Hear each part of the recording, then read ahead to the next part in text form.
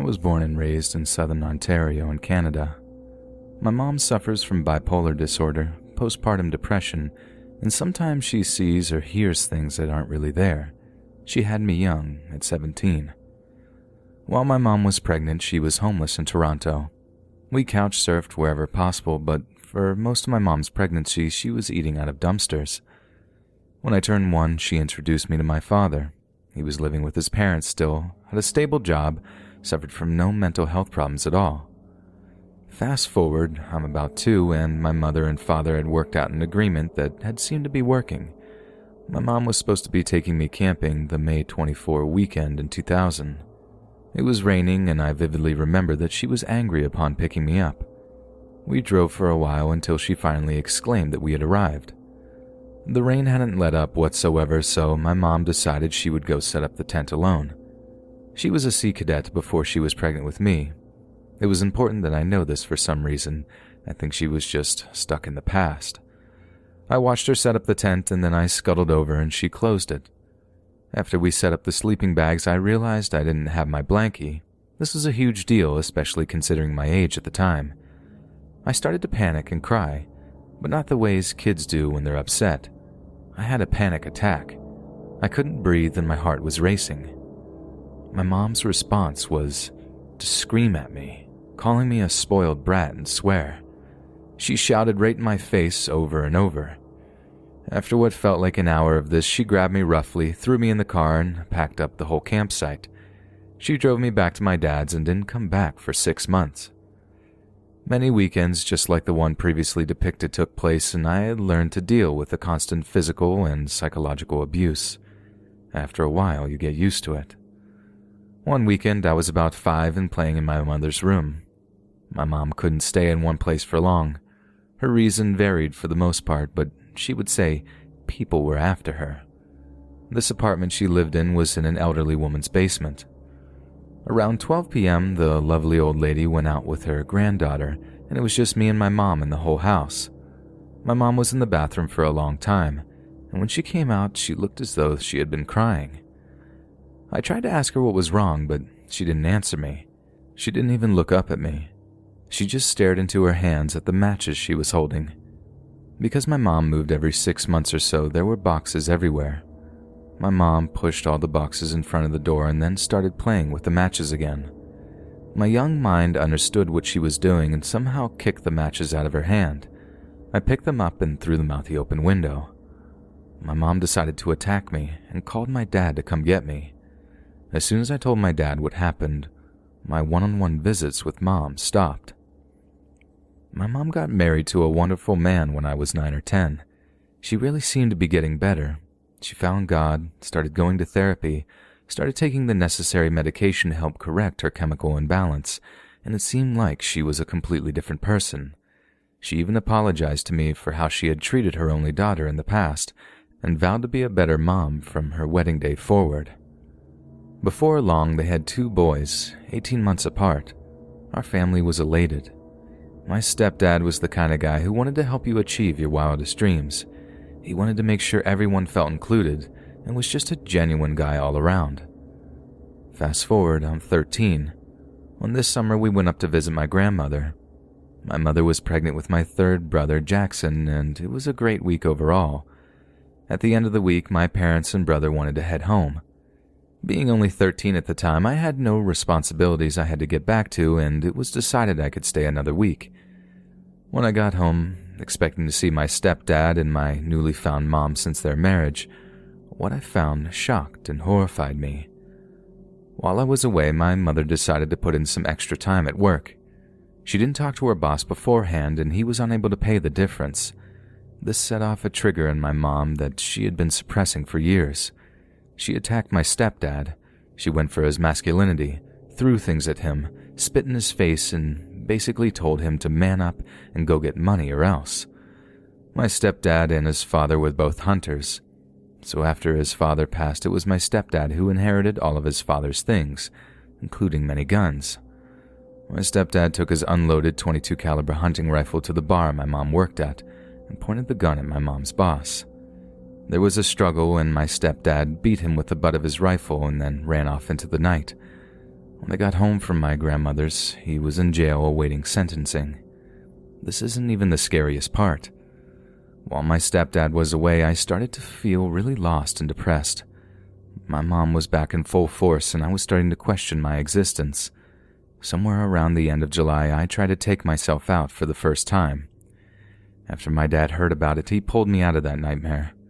I moved schools, and I made a few new friends, and I started dating. Mostly because a huge piece of me felt missing, so I think I started looking elsewhere for it. My mom started to pick me up every Thursday, and we would go visit my stepdad in prison located in Penetanguishene, Ontario. We would sit on the other side of the glass and talk to him on the payphone-looking thing just like in the movies. During this time, my mom would continuously berate me with verbal assaults, and yet I didn't understand why I was so depressed. Around October 14th, 2013, I tried to off myself for a second time. This time I decided to go with a more radical approach that left me with some questionable bruising around my throat. I did my best to cover them up with makeup, however it drew many questions out of my concerned father, his girlfriend, and my own boyfriend at the time.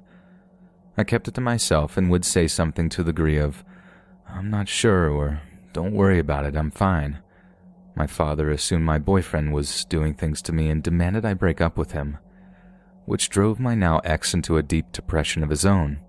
He started harming himself as well because of me. As you can imagine, this didn't help my mental state. To try and cheer up my grandparents, my mother's parents, their angels, decided to take our whole family on a Disney cruise. For the first half, I was starting to feel better, and then I started to feel seasick. I was throwing up every day and almost nothing would settle my stomach.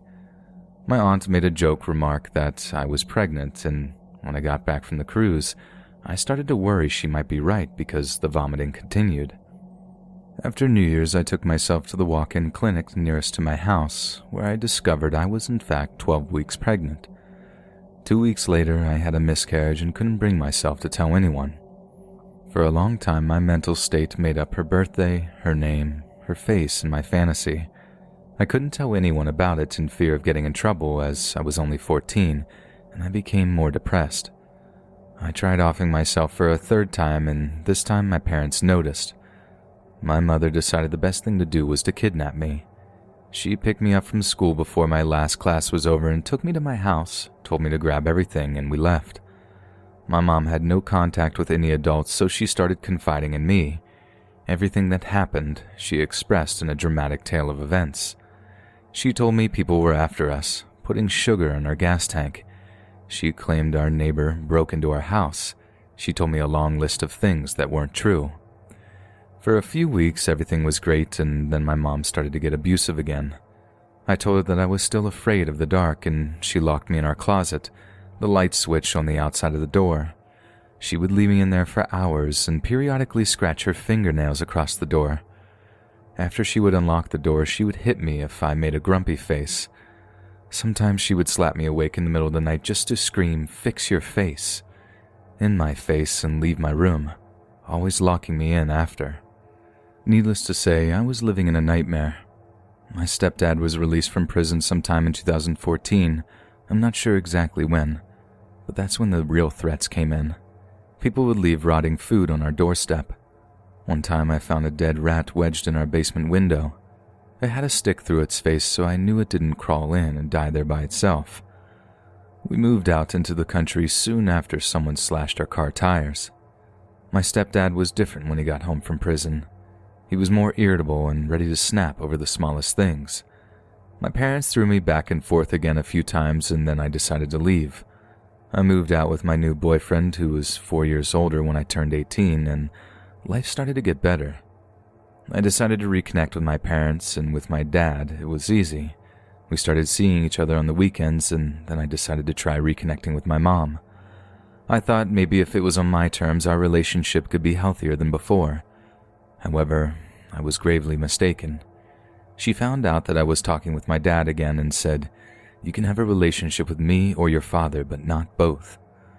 I retaliated by blocking her number and removing her from my life completely. Just as I felt things were getting better, I started noticing small things being moved about my apartment.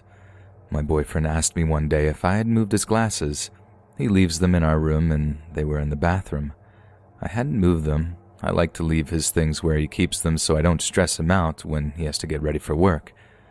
Soon it was doors being left open. I have OCD, and one of my tics is doors being closed. I have to have all of the doors in my home closed, and when I would come home, they would all be standing open. One night, I woke up at 3 a.m. and heard our apartment door slamming closed. When I went to see what was happening, all the doors in our apartment stood open except the front door. This made me hysterical, and my boyfriend went to check and see if anyone was still outside. Of course, whoever it was long gone. My mother and stepdad got into a physical fight. He picked her up by the throat, or so she accused. She was sent to the hospital, and my grandmother pressured me to go and check on her, as she lives 8 hours away, and I was the only person left in our family that could be manipulated into visiting my mom. I went. It was terrible, and she made me feel so horrendous and manipulated into bashing my wonderful stepdad. I found myself saying, "You're my mom, and I'll love you regardless." I also caught myself saying, "There is no sides, I'm here for you and my brothers." I left her alone and didn't bother contacting her. Nothing happened for months after this, and then around March 2018, I was walking home and I watched her leave my apartment and walk to her van carrying a bag. Needless to say, I've been locking my door religiously. I'm only frustrated with myself for not doing something as soon as I felt something was off. I've found out recently that she had both of her legs run over by a bobcat. I'm glad karma got to her. I just wish I knew the name of the driver. I'd like to send them a fruit basket.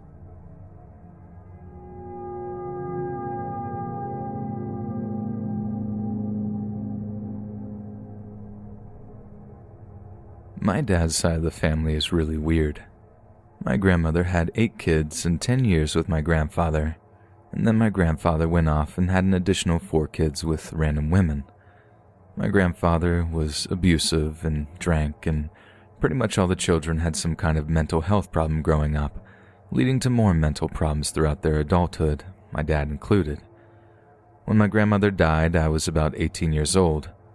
One of my aunts, who was very successful, rented out a huge mansion in Florida for the whole family to stay in. That meant all 8 children of my grandmother, their spouses and kids, and one of the stepchildren came along with their family as well.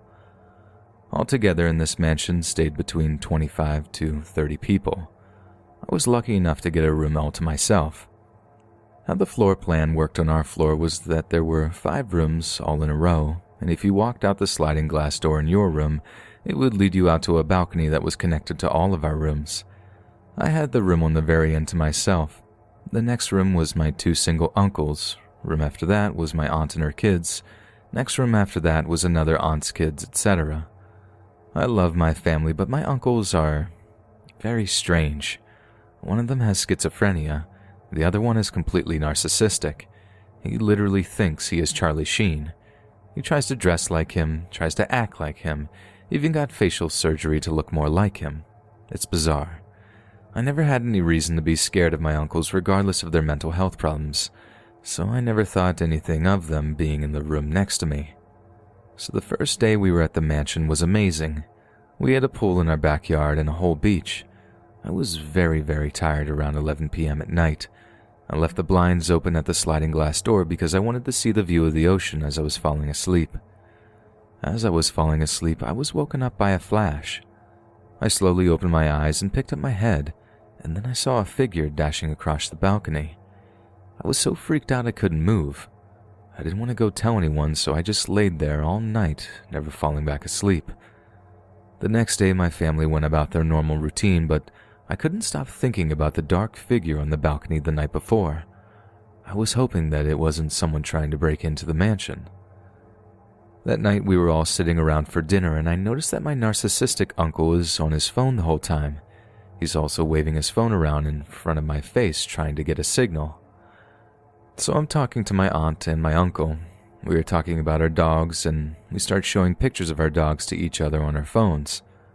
My uncle gives my aunt his phone and must have showed him the wrong picture because she goes, "Oh no, that's Emily?" She looks up at me really confused. My uncle starts acting extremely uncomfortable and snatches the phone out of her hand. He just gets up and leaves. She told me later that night that there were pictures on his phone of me sleeping. It all made sense because of the flash and then the figure running on the balcony.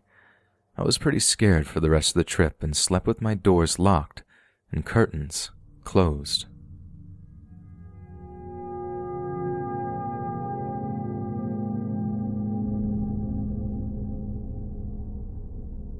So my younger sister Grace, who was 12 at the time, and my youngest brother Jonah, who was 5, and I were home alone one day after school. Grace was standing in the office. There was a hallway that connects to the living room where I was standing.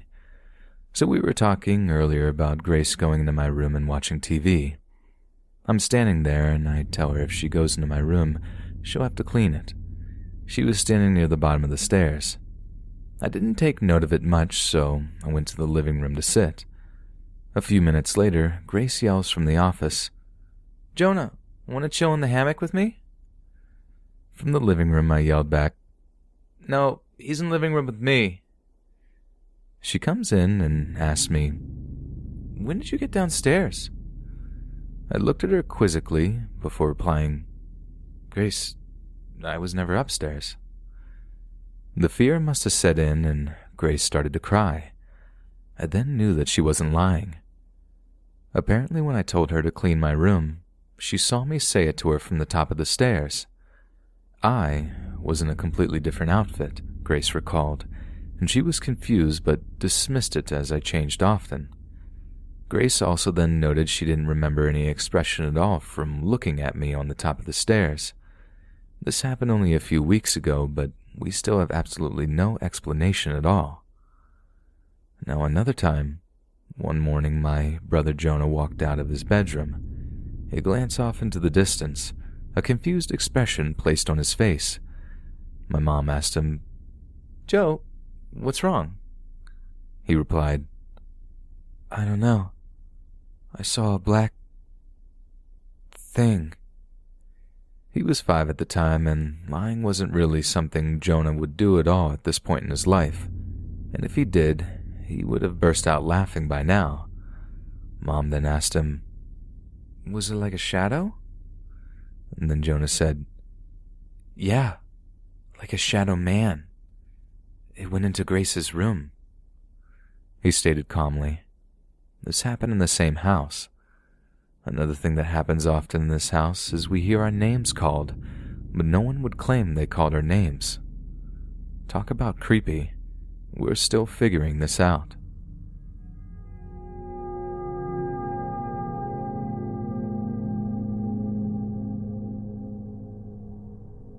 I'm a young guy in my 20s from Melbourne, Australia.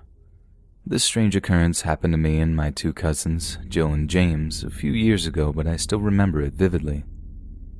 It was a Thursday afternoon at about 5 p.m., rush hour, when I met my cousins in Central City at a cafe. Jill worked at this particular cafe, and James had just traveled from a city skate park with skateboard in hand. My mom had invited the cousins to dinner at our place in the suburbs, so the plan was for me to meet Jill and James in the city and travel back together in the one vehicle. Jill had parked in an underground car park next to the cafe and below one of Melbourne's classiest hotels. Since the hotel is quite upmarket, it doesn't really cross our minds that the car park could come across as a creepy or potentially dangerous place. Plus, there were 3 of us, so safety in numbers. We left the cafe and headed down in the car park via the exit ramp for cars, as this was quicker than taking the usual route through the hotel lobby. Although the 3 of us were engaged in conversation, I sensed that someone was really close behind us. You know that feeling when someone invades your personal space? This is what this felt like.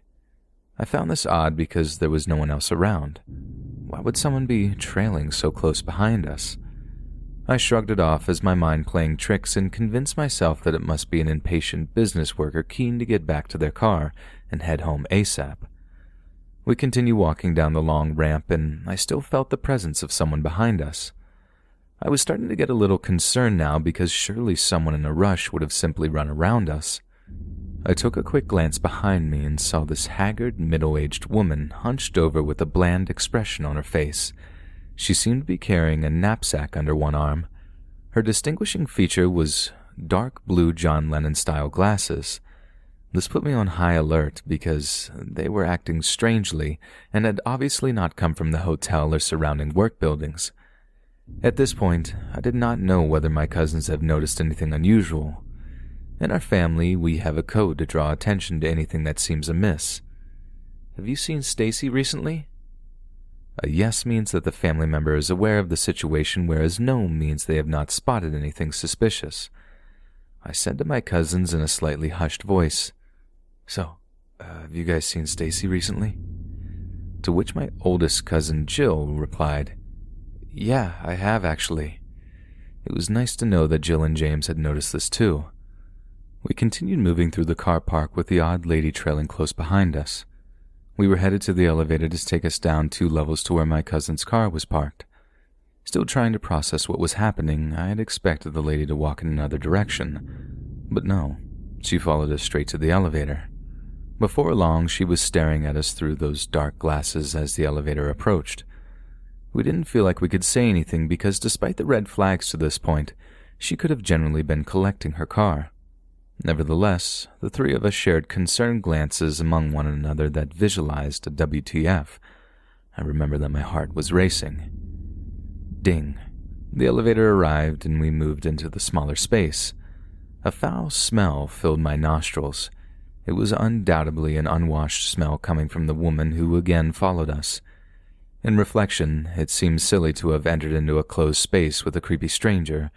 However, my cousins and I were confused by what was happening and continued to keep up the appearance that everything was going along as normal. Jill pressed basement level 2 and asked the lady, "Which level do you need?" just as the doors closed. Silence. The woman just stared at us from the corner of the elevator. I was now totally creeped out and aware that we were in a confined space where we could not call for help if necessary. This was the longest 30 seconds I've experienced as we descended in the elevator. I was convinced that something crazy was about to happen in this semi-private setting, and just as such a thought crossed my mind, the woman burst out into a mad cackle and high-pitched squeal. This was followed by mad babbling of incoherent sentences, only amplified by the mirror around the edges of the elevator which projected the creepy lady into every corner. I looked at James, and he was pale in the face. I probably was too.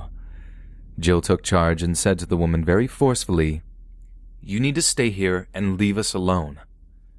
Just as Jill said this, the doors opened for basement level 2 and we ran to Jill's car across the car park.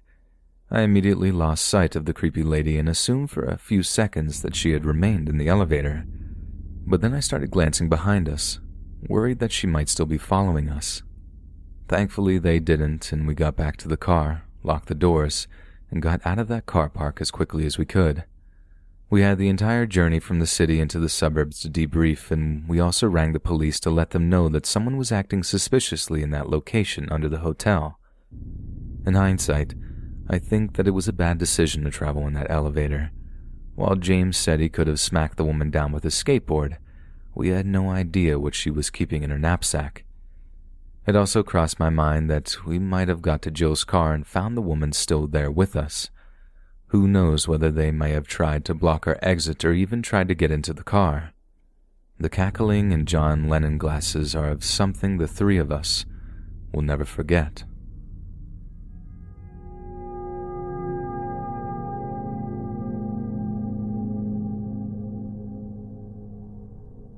This happened back in the summer of 2016.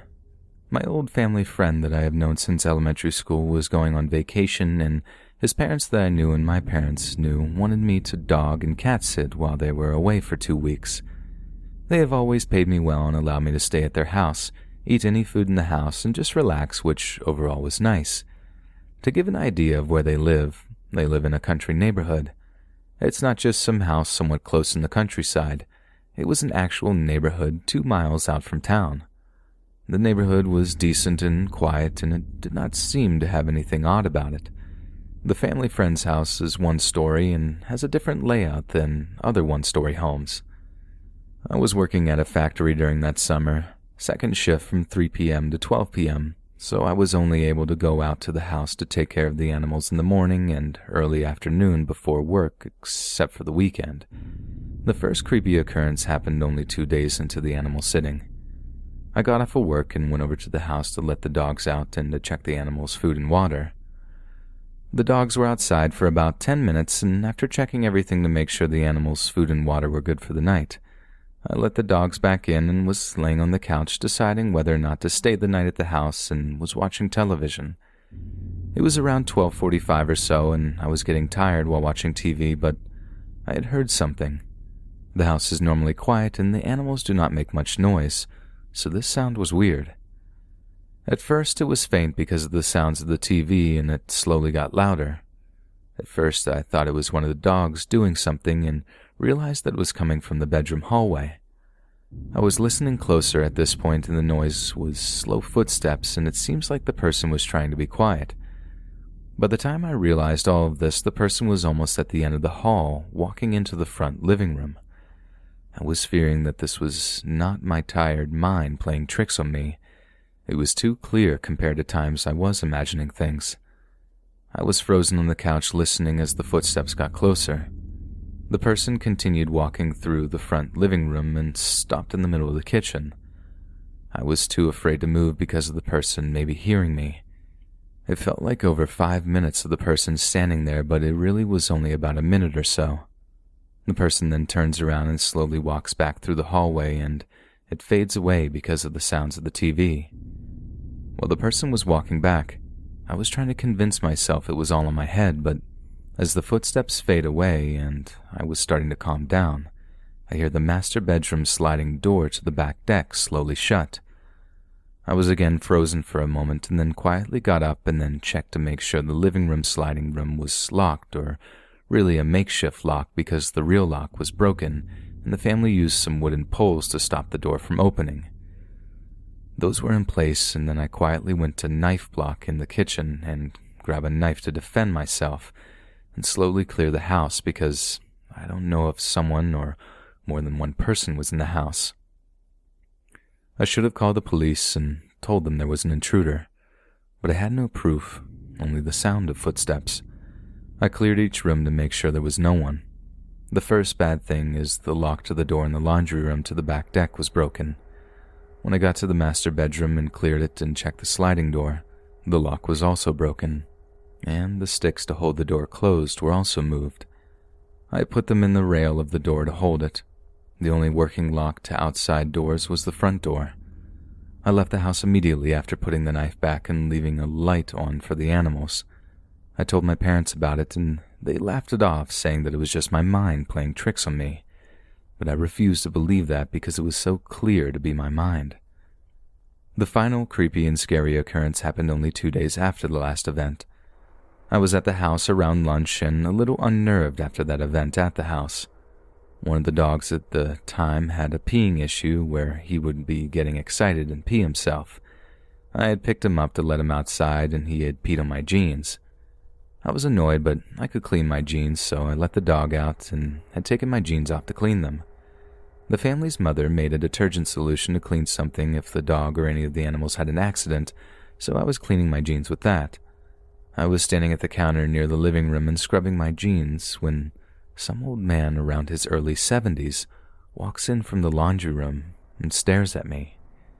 He had a creepy smile on his face, and just his face alone without his smile was creepy. We stared at each other for around 30 seconds, and I was glancing at the knife block, knowing if he tried something, then I needed to get a knife to defend myself. I yelled at him, asking him who he was. He is taken aback for a moment and then says that he's a family neighbor and wanted to see who was at the house since the family did not say who was watching the animals. I respond, "How do you know that's supposed to be true?" He responds that he can call them and verify that's true. I respond, "I'll call them and I'll put it on speaker for you to talk to them." He agrees, and I do that. I talk to the mother and ask the name the guy gave me was true and if he was their neighbor. She says yes, and then I say that I'm putting it on speaker to talk to him, and she agrees. They talk, and she apologizes to me about the scare and won't be doing that again. He writes his number down on a piece of paper if I needed something and leaves. When I take the phone off speaker and talk to her again, she mentions he had done this to a girl previously and again that it won't happen again. After getting off the phone with her, I was thinking about the event and the previous one, and from what happened, I can only guess that it was the old man that had walked through the house that night. Even though the old man may not have done anything to me, it is nonetheless a creepy experience for him to wander around a house aimlessly, while a girl who's watching the house is clearly there.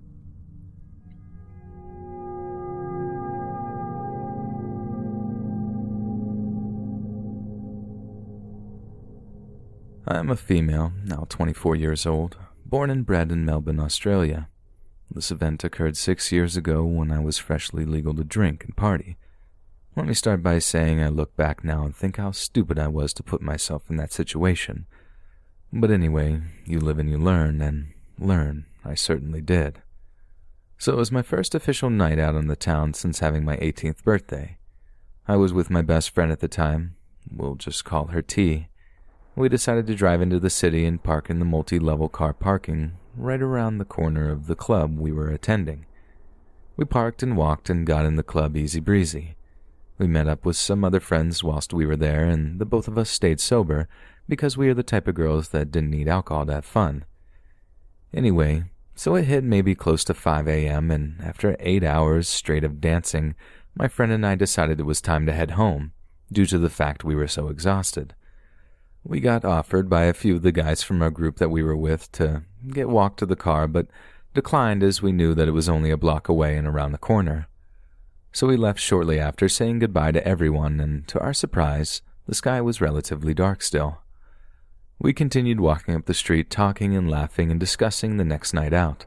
Turned the corner, and to our surprise, a middle-aged man wearing a dark brown, leathery-looking trench coat stepped away from the building out of the shadows and into our view.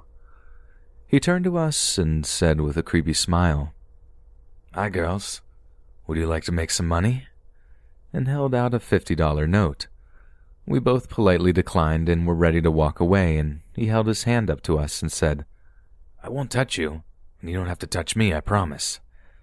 His creepiness grew at this point, and I said no way, grabbed my friend's hand and began walking. We were maybe 800 meters from the entrance to the car park the car was in when I had the feeling of pure dread. I turned my head and realized that he was walking behind us, maybe 20 meters away. At this point in time, I realized that I needed to pull a miracle out of my butt. The streets were empty. It was me, my friend, and the sky. And I was not exactly a marathon runner, especially since I've been on my feet for 8 hours already. So I whispered to my friend to run. At that point, we both ran for the entrance, not knowing how far away he was, not knowing if we were actually going to make it to the elevator, hoping and praying that the serviceman was inside the car park, hoping we were just being paranoid and he didn't chase after us. Within minutes, we had made it inside. Looked over at the elevator, and the serviceman was standing at the elevator. We ran over to him, puffed out, barely able to breathe. The three of us looked over to the entrance, and the man in the trench coat was standing in the middle of the entrance with the most sinister look on his face and a knife in hand. At that moment, he yells out to us and says, "You girls are very lucky tonight," and walks off into the darkness. The serviceman comforts us both and takes us up the elevator and walks us to our car. We made it home, shaken and horrified, but safe in bed. I'm not going to lie, I still have nightmares about that night, just thinking about what could have been done to us if the serviceman wasn't in there. And after that night, I've never set foot in a club again.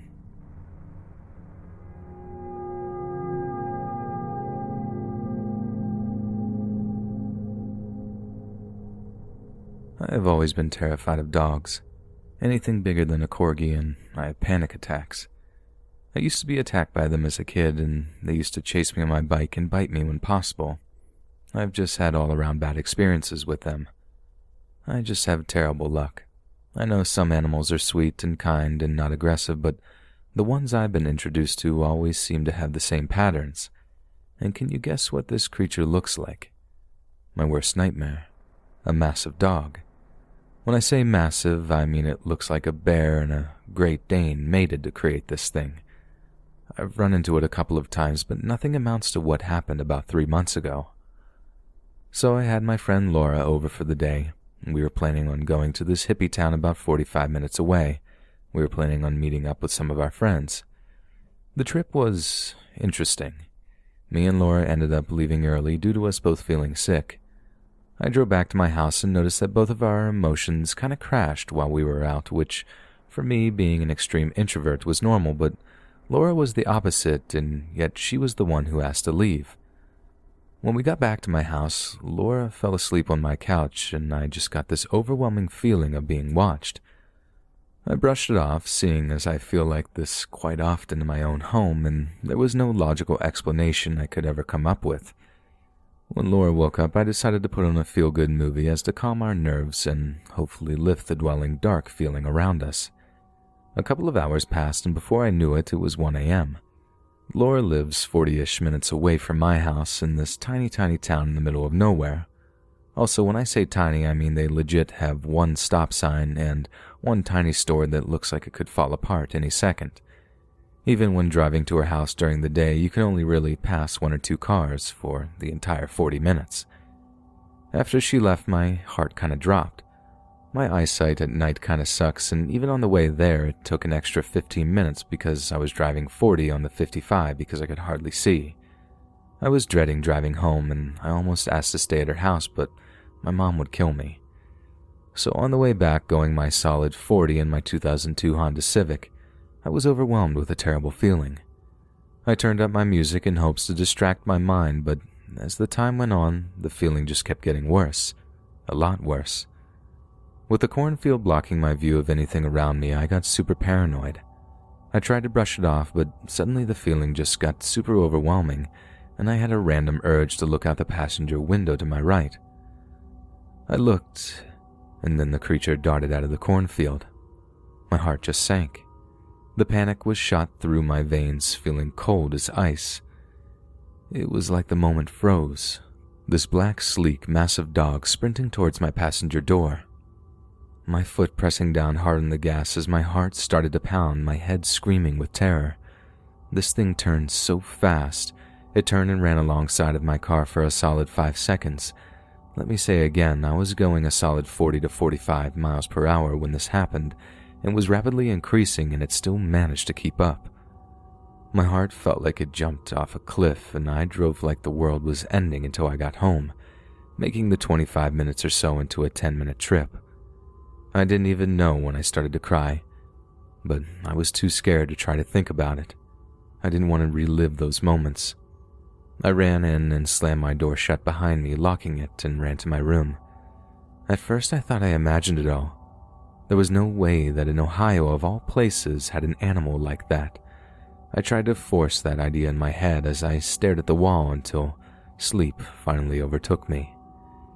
The next week I stayed at home, hardly leaving my room in fear of seeing it again, and fear that it followed me home. About 2 weeks later, I worked up the courage to go check the place where the animal darted out. I took my friend with me and retraced my steps, and sure enough, there was a massive gaping hole where I saw the creature dart out from. It was so big that it pushed some of the corn to the ground. But before I got to investigate any further, that same feeling of dread overwhelmed me once more, and I took off. Does anyone have any ideas as to what it could be? Or more importantly, how to get rid of it?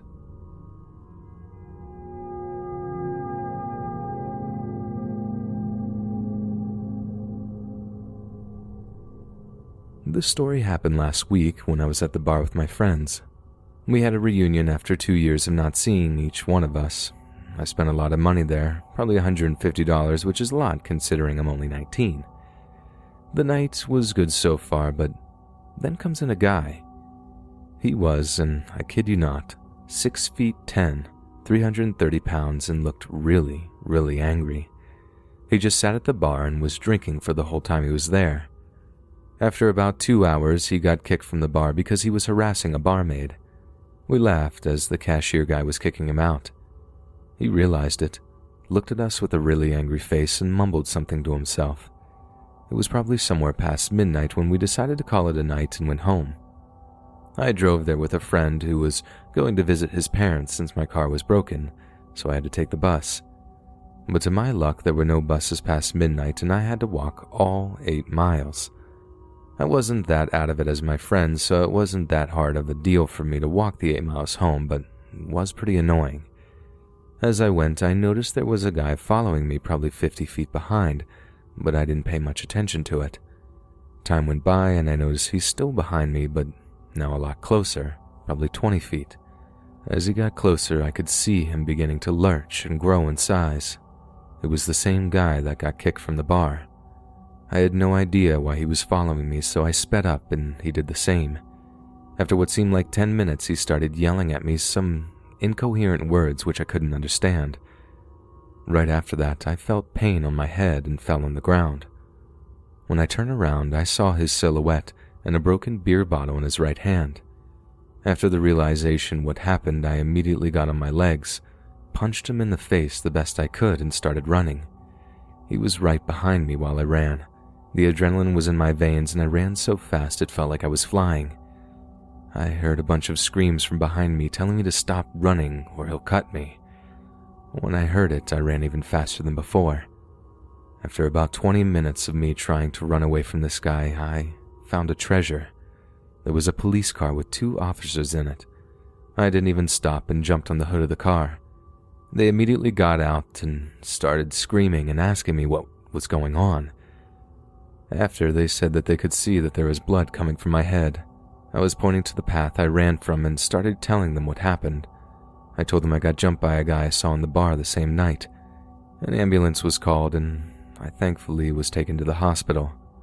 When I arrived, I got 3 stitches on the top of my head and some small parts of glass were removed from there. I stayed a night there and police came in the morning to file a report. I don't know why they waited until morning, but whatever.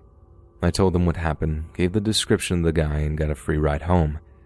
My parents weren't home at the time, so I texted my friends about what happened and went straight to my room on my PC. The same day, I heard knocking on my window. When answered, I saw the same police officers I met that night.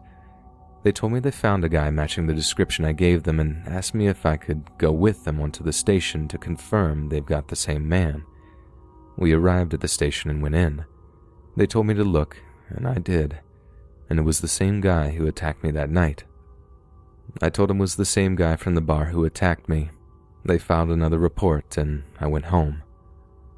I'm not sure if this is going to go to court or what's going to transpire from that night. But after this incident, I think I'd rather just call a cab.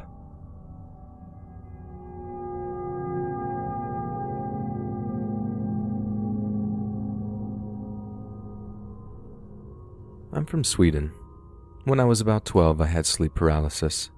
In my opinion, a sleep paralysis is a state of dreaming and being awake, and it's also a way for spirits to communicate with a person. My bedroom was connected to the kitchen. It's important to point it out. My family remains on me. My mother, Therese, my stepfather, Jens, and my 3 dogs, Phantom, Mio, and Thea. Phantom is a mix between Greyhound and Alaskan Malamute. Mio is a mix between Palpion and Shih Tzu. Thea is a mix of West Terrier and Jack Russell. Amazing dogs. Thea was really protective over me. One night, I was sleeping in my bunk bed on the lower level. Then I heard someone walking into the kitchen. This almost woke me up. Everything was dark, so I instantly turned my lamp on because I'm super scared of the dark. Probably my mother turned it off when I fell asleep. I heard the footsteps coming close to my room. Thea and Mio were sleeping in my room that night. Mio hid under the bed, and Thea laid herself on my stomach and started to growl, and she doesn't do that when Mom comes to check up on me usually. I called out lightly to my mother. Mom would always check up on me around the night. Sometimes I have trouble sleeping, but she didn't answer. Then the door handle started to go up and down, violently. It looked like someone was trying to get inside, but it was barricaded by something. I stood up and opened the door. I almost peed myself. No one was there. I ran back to bed. The following morning, my mother came in alongside with my stepfather and told me that my great-grandpa had passed away. And that wasn't the end, though. The following night, I was asleep as usual, nothing special. All of a sudden, my eyes shoot open. I couldn't move, except for my eyes. The room is completely black, except for the small streams of light seeping in behind the blinds. All my 3 dogs were in my room that night, but I didn't feel their presence anymore. Then my door creaks open and a hand as black like a shadow grabs the door. Think of a Dementor from Harry Potter. The creature then walked into my room. It was a woman. I just laid there looking at her, only my eyes looking all the way to the right, laying on my back.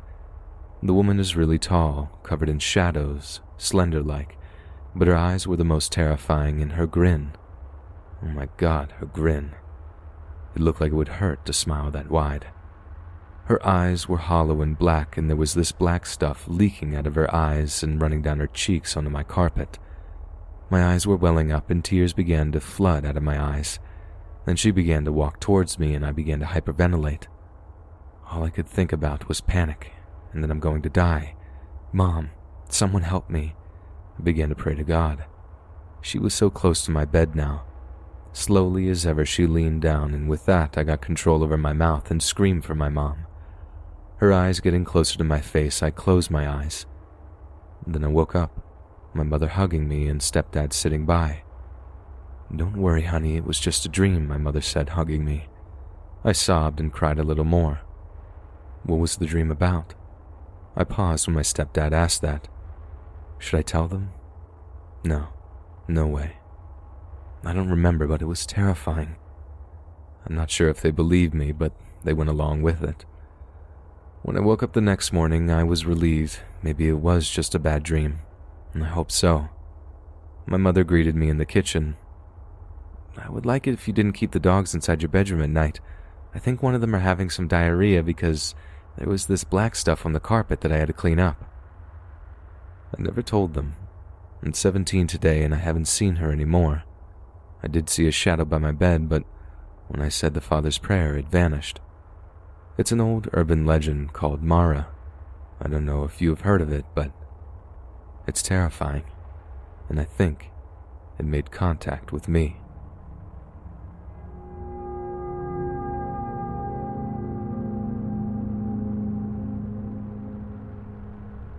The story didn't actually happen to me, but my mom, years before I was even born. My mom just came back inside after taking out the dog. She was making her way down the hall to my brother's room, around 3 years old at the time. We had a pull-down attic and there was plenty of insulation up there. She noticed the attic door was shaking. Now, this isn't a new occurrence, as the air circulation in the attic caused it to move a little sometimes, but this wasn't like every other time. The door was shaking almost violently, as if someone or something was trying to break it open. Then the door stopped shaking, and she heard the sounds of hands sliding along the attic floor, and insulation began falling from the attic door. At this point she was terrified and, not knowing what to do, continued down the hall into my brother's room and locked the door. What's so strange about this is that there weren't any branches around the house or really any way for anything or anyone to get into the attic in the first place. Also, if whatever it was an animal, why didn't she hear claws or any kind of scratching? She eventually called my dad after waiting for the noise to stop and asked him to come home. Things like this could be chalked up to many different things, but none of them seemed plausible enough. Many more things happened in this house to me and my siblings as I was born years later and had my own experiences. There was also a bad energy surrounding the house all the time. She thinks that it was 100% a demon trying to scare her. We no longer live there and we haven't had any more experiences since.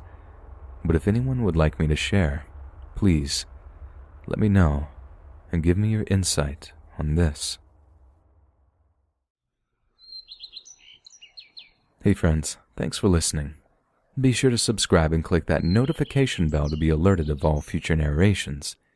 If you got a story, be sure to submit them to my subreddit, r/letsreadofficial, and give and receive feedback from the community, and maybe even hear your story featured on the next video. And join my Discord to interact with me and other listeners directly. And if you want to support me even more, grab early access to all future narrations for just $1 a month on Patreon, and maybe even pick up some Let's Read merch on Spreadshirt. Links in the bio. Thanks so much, friends, and I'll see you again soon.